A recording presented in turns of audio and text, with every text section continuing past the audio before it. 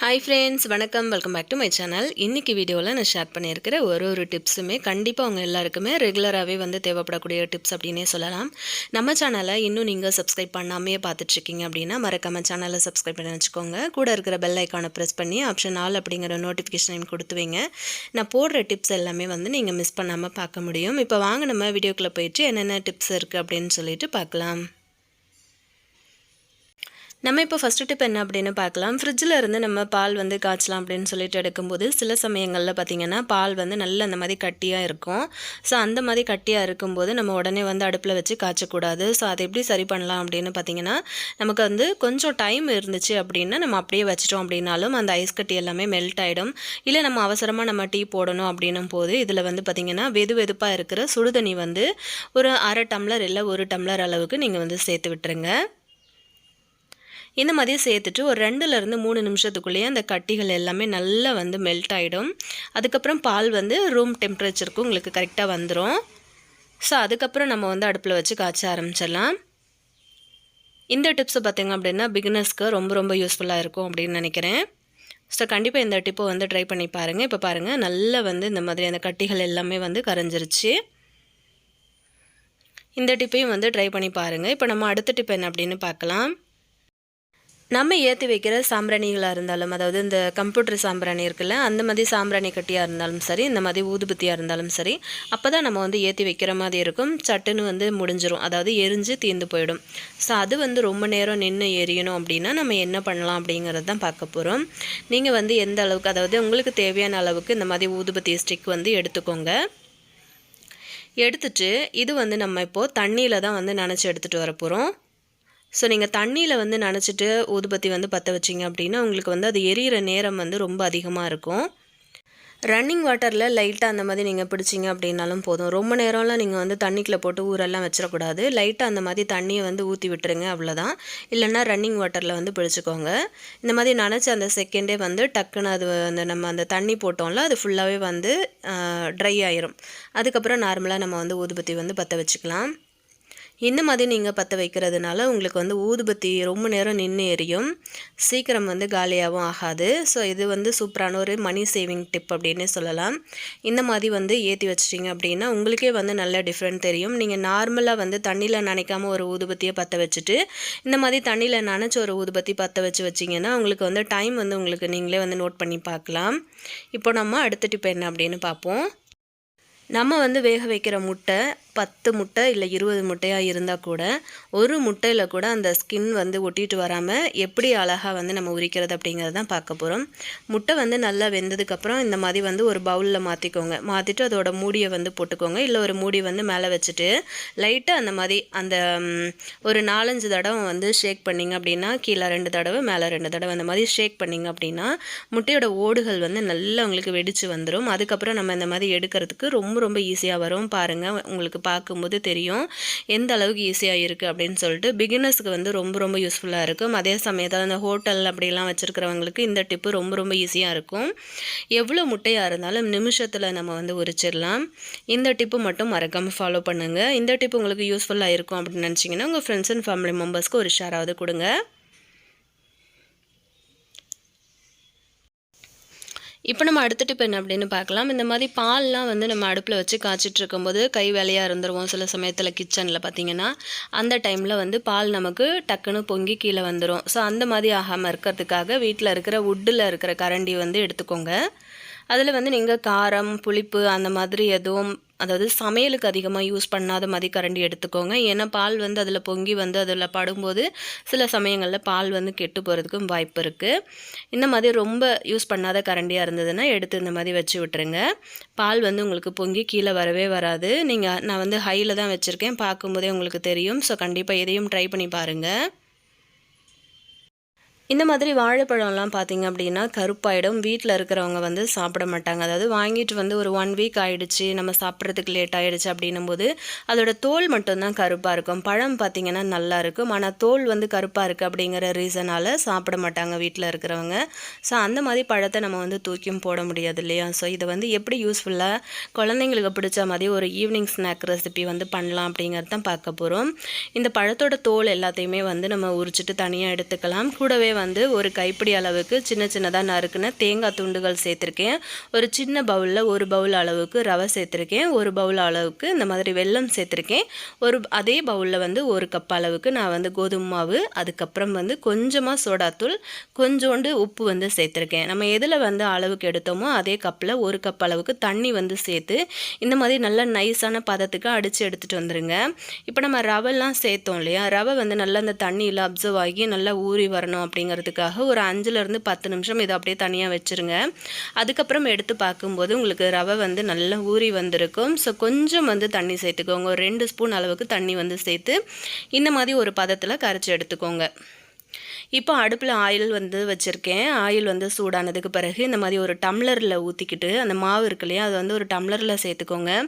சேர்த்துட்டு இந்த மாதிரி ஊற்றுனீங்க அப்படின்னா ரொம்ப ரொம்ப டேஸ்டியான ஒரு வாழைப்பழம் கோதுமை மாவு வச்சு நம்ம ஹெல்தியான ஒரு இனிப்பு அப்பம் வந்து ஈஸியாக ரெடி பண்ணிடலாம். இது வந்து ரெடி பண்ணுறது ரொம்ப ரொம்ப ஈஸி தான். ஈவினிங் டைமில் குழந்தைங்களுக்கு வந்து இந்த மாதிரி செஞ்சு கொடுங்க. ரொம்ப ரொம்ப டேஸ்ட்டாக இருக்கும். நம்ம ரவை சேர்த்துருக்கிறதுனால வெளியில் பார்த்திங்க அப்படின்னா நல்லா கிறிஸ்பியாக இருக்கும். உள்ளுக்குள்ளே வந்து நல்லா சாஃப்டாக இருக்கும். சாப்பிடும்போதே அந்த தேங்காய் துண்டுகள்லாம் வாயில் கடிப்படும்போது ரொம்ப சூப்பரான ஒரு டேஸ்ட்டு கிடைக்கும். கண்டிப்பாக ஒரு தடவை வந்து ட்ரை பண்ணி பாருங்கள். நீங்கள் எந்த வாழைப்பழம் வேணும்னாலும் சேர்த்துக்கலாம். உங்களுக்கு கோதுமை மாவு வந்து சேர்த்துக்க விருப்பம் இல்லை அப்படின்னா நீங்கள் மைதா மாவு கூட வந்து இதில் சேர்த்து செஞ்சுக்கலாம். ஏலக்காய் பொடி உங்களுக்கு பிடிக்கும் அப்படின்னா ஏலக்காய் தூள் கூட இதில் வந்து சேர்த்துக்கலாம். பாருங்கள், ரொம்ப சுட சுட நல்ல டேஸ்டியாக நல்ல சாஃப்டாகவே இருந்தது. இதே மாவு வந்து நீங்கள் குழிப்பணியாரம் பாத்திரத்தில் கூட ஊற்றிட்டு ஸ்வீட்டான ஒரு குழிப்பணியாரம் கூட நீங்கள் வந்து ரெடி பண்ணிக்கலாம். ட்ரை பண்ணி பாருங்கள். இப்போ நம்ம அடுத்த டிப் என்னன்னு பார்க்கலாம். இந்த மாதிரி வீட்டில் வந்து நம்ம வடைலாம் செய்வோம் இல்லையா, வடை செய்யும்போது சுட சுட நம்ம சாப்பிட்டோம் அப்படின்னா தான் நல்லாயிருக்கும்.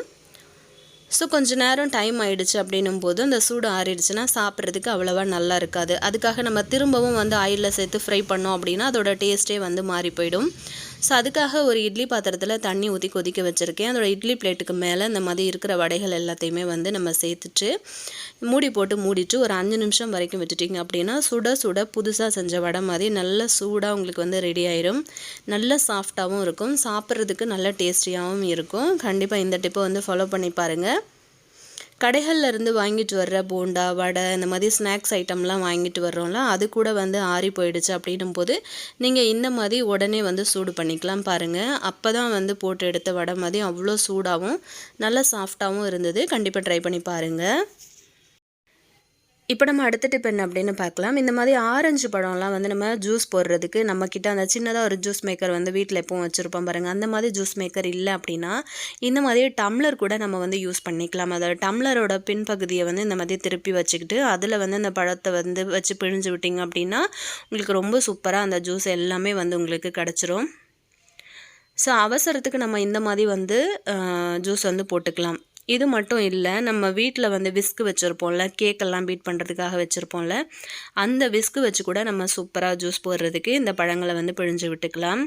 அதுவும் எப்படி அப்படிங்கிறத காமிக்கிறேன் பாருங்கள். இதில் வந்து நம்ம வச்சு தேய்க்கும் போதே அவ்வளோ ஜூஸ் வந்து நல்லா வந்துட்டு இருந்தது. இப்போ பாருங்கள், நான் விஸ்கு வச்சும் பண்ணி காட்டுறேன். பாருங்கள், அந்த விஸ்கு வந்து அந்த பழத்தோட நடுவில் வச்சு இந்த மாதிரி சுற்றி விட்டிங்க அப்படின்னா உங்களுக்கு சூப்பராக அந்த பழத்தோட எல்லாமே வந்து ரிமூவ் ஆகி வந்துடும். பாருங்கள், உங்களுக்கு பார்க்கும்போதே தெரியும். நமக்கு ஈஸியாக நமக்கு வந்து வேலையும் முடிஞ்சிடும். அது இல்லாமல் நம்ம இதோட தோலை மட்டும் உரிச்சிட்டு நம்ம மிக்சியில் அடித்தா ரொம்ப டைம் வேஸ்ட் ஆகும். எவ்வளோ திக்கான ஜூஸ் கிடச்சிருக்கு, ட்ரை பண்ணி பாருங்கள். இப்போ நம்ம அடுத்த டிப் என்னன்னு பார்க்கலாம். வீட்டில் இருக்கிற இந்த 2 பொருட்களை மட்டும் வச்சுட்டு விலையும் வந்து ரொம்ப குறைவு தான். இதை வச்சுட்டு எப்படி நம்ம வீட்டில் ரொம்ப பெரிய தொல்லை கொடுக்குற இந்த மூட்டை பூச்சிகளை ஒழிக்கிறது அப்படிங்கிறது தான் பார்க்க போகிறோம். 10 ரூபா சர்ஃப் எக்ஸல் வந்து வாங்கியிருக்கேன். நீங்கள் எந்த சோப்பு பவுடராக இருந்தாலும் நீங்கள் வந்து வாங்கிக்கலாம். அதாவது துணிக்கு நீங்கள் யூஸ் பண்ணுறீங்களா பவுடர், எந்த பிராண்டாக இருந்தாலும் ஓகே தான். இந்த மாதிரி டெட்டால் வந்து வாங்கியிருக்கேன். டெட்டால் வந்து 30 ரூபா. இந்த சர்ஃப் எக்ஸல் பவுடர் வந்து பார்த்திங்கன்னா 40 ரூபா. ஒரு 1/2 லிட்டர் அளவுக்கு நீங்கள் தண்ணி எடுக்கிறீங்க அப்படின்னும் போது ஒரு 3 மூடி அளவுக்கு டெட்டால் வந்து சேர்த்துக்கோங்க. நான் வந்து பார்த்திங்க அப்படின்னா ஒரு டம்ளர் அளவுக்கு தான் தண்ணி எடுத்தேன். ஸோ ஒரே ஒரு மூடி மட்டும் சேர்த்துருக்கேன். இந்த சர்ஃப் எக்ஸல் அதாவது அந்த பவுடர் வந்து 1 ஸ்பூன் வந்து சேர்த்துருக்கேன். சேர்த்துட்டு நுர வராத அளவுக்கு இந்த மாதிரி ஸ்பூன் வச்சு கலந்து விட்டுருங்க. கலந்ததுக்கப்புறமா நம்ம வந்து இதை ஒரு ஸ்ப்ரே பாட்டிலில் வந்து மாற்றிக்கலாம்.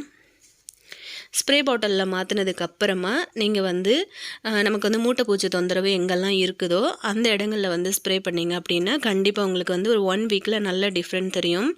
இந்த மூட்டைப்பூச்சியை பற்றி கொஞ்சம் பார்க்கலாம் நம்ம. இந்த மூட்டைப்பூச்சி பார்த்திங்க அப்படின்னா 4 மில்லிமீட்டர் நீளத்திலிருந்து 2 மில்லிமீட்டர் அகலம் வரைக்குமே இது வந்து வளரும். அது மட்டும் இல்லாமல் பார்த்திங்கன்னா இந்த மனுஷ ரத்தம் தான் இதோட சாப்பாடு. அந்த மனுஷ ரத்தம் கிடைக்காத டைமில் இது என்ன பண்ணும் அப்படின்னா ஆடு மாடு கோழி இந்த மாதிரிலாம் இருக்குல்ல, அதோட ரத்தத்தை இது வந்து சாப்பாடாக எடுத்துக்கும். இந்த மூட்டைப்பூச்சி பார்த்திங்கன்னா சாப்பாடு இல்லாமல் 1 வருஷம் கூட உயிர் வாழும் அப்படின்னு சொல்கிறாங்க. அதே மாதிரி 4 நாளைக்கு ஒரு தடவை வந்து 75 முட்டை வரைக்கும் விடுமா. 75 முட்டை விடுது 4 நாளைக்கு ஒரு தடவை அப்படின்னும் போது கண்டிப்பாக நீங்கள் வந்து நினச்சி பாருங்கள் அது எந்த அளவுக்கு வந்து அந்த வீட்டை வந்து ஆக்கிரமிக்கும் அப்படிங்கிறது. 6லேருந்து 17 நாளைக்குள்ளேயே அந்த குஞ்சுகள் எல்லாமே அந்த முட்டையிலேருந்து வெளியே வந்துருமா. அதுவும் இல்லாமல் நம்ம வீடுகளில் வந்து யூஸ் பண்ணாமல் வச்சுருக்கோம்ல சோஃபா, அதாவது இந்த பழைய பொருட்கள் வந்து போட்டு வச்சுருக்கிற ரூமு, ஸ்டோர் ரூமு, அப்புறம் வந்து சிங்க் ஏரியா இருக்குது பாருங்கள். அப்புறம் வந்து பார்த்திங்கன்னா கட்டில், அதாவது இந்த மரக்கட்டில் அதெல்லாம் வந்து சின்னதாக வெடிப்புலாம் வருது அப்படின்னும் போது அந்த வெடிப்புகளுக்குள்ளே கூட இந்த மூட்டைப்பூச்சி வந்து வளர ஆரம்பிக்கும். இந்த மாதிரி சோஃபாவோட இடுக்கு, பெட்டோட இடுக்கு, தலகாணி இந்த மாதிரி இடங்களுக்குள்ளெல்லாம் வந்து நிறைய மூட்டைப்பூச்சி வந்து வர ஆரம்பிக்கும். ஸோ நான் உங்களுக்கு வந்து சும்மா ஒரு சாம்பிளுக்காக பண்ணி காட்டுறேன். இந்த சோஃபா அந்த இடுக்கெல்லாம் இருக்குல்ல, அதுக்குள்ளே வந்து லைட்டாக ஸ்ப்ரே பண்ணிவிட்டு நான் வந்து ஃபுல்லாக தொடச்சி விட்டுட்டேன். அது மாதிரி இந்த மரக்கதவுகள் அதோட இடுக்கு எல்லா இடங்கள்லையுமே வந்து இந்த மாதிரி நம்ம ரெடி பண்ண லிக்விடை வந்து ஸ்ப்ரே பண்ணி விடுங்க. வாரத்துக்கு, அதாவது இந்த வாரம் முழுசுமே மூட்டைப்பூச்சி அதிகமாக இருந்ததுன்னா வாரம் முழுசுமே வந்து டெய்லியும் ஸ்ப்ரே பண்ணி விடுங்க. அந்த கதவு ஜன்னல் எல்லாம் ஓப்பன் பண்ணி வைங்க. அதுக்கப்புறம் 1 வீக்கில் உங்களுக்கு நல்லா அந்த மூட்டைப்பூச்சி தொந்தரவு குறைஞ்சி போயிடும். அதுக்கப்புறம் 1 விட்டு 1 நாள் நீங்கள் இந்த லிக்விட் வந்து யூஸ் பண்ணிக்கலாம். ஸோ இந்த மாதிரி லிக்விடு வந்து மூட்டைப்பூச்சிக்கு மட்டும் கிடையாது, எறும்பு, ஈ தொல்லை, கொசு, பள்ளி இந்த மாதிரி பிரச்சனைகளும் வந்து வராமல் இருக்கும். இந்த கதவுல ஸ்ப்ரே பண்ணிவிட்டு ஃபுல்லாக நான் வந்து தொடச்சி விட்டுட்டேன் பாருங்கள். அந்த ஸ்மெல்லுக்கு வந்து மூட்டைப்பூச்சி நெருங்காது. கண்டிப்பாக இதை வந்து ட்ரை பண்ணி பாருங்கள். அது பேச்சுலர்ஸ்க்கு வந்து ரொம்ப ரொம்ப யூஸ்ஃபுல்லாக இருக்கும் அப்படின்னு நினைக்கிறேன். ஸோ இன்றைக்கான வீடியோ உங்களுக்கு பிடிச்சிருந்தது அப்படின்னா மறக்காமல் நம்ம சேனலை சப்ஸ்கிரைப் பண்ணி வச்சுக்கோங்க. வீடியோவை உங்கள் ஃப்ரெண்ட்ஸ் அண்ட் ஃபேமிலி மெம்பர்ஸ்க்கும் ஷேர் பண்ணுங்கள். இதே மாதிரி இன்னொரு பதிவில் நான் உங்களை மீட் பண்ணுறேன். தேங்க்யூ.